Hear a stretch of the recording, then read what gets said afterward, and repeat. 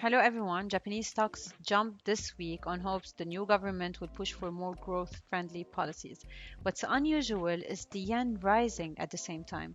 That's why our focus this week is USD JPY. Let's check the technicals. From April 2025, the pair was in a strong bullish trend, followed by a very clear structural uptrend from October 2025.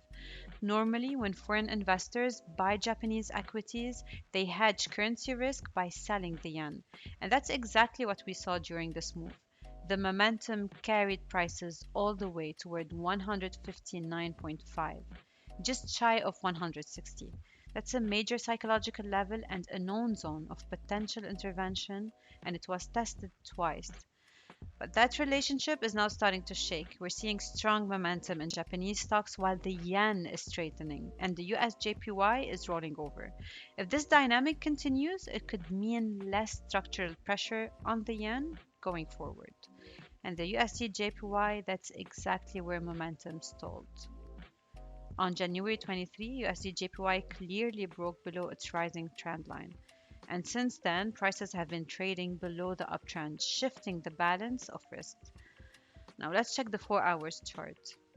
That sharp move lower created a gap zone that's now acting as a local resistance around 155.8, right where the 50 and 100 moving averages converge.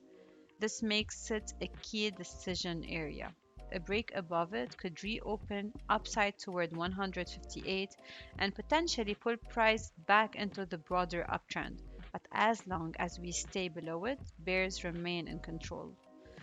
Now zooming into 1 hour chart, price is moving within a clear short-term descending channel, capped near 155.5 with the lower boundary sitting around 154.5. The next local downside target if selling pressure persists. Bottom line, above resistance, bulls get another chance. Below it, the technical structure still favors the bears, especially if the yen continues to break its usual playbook.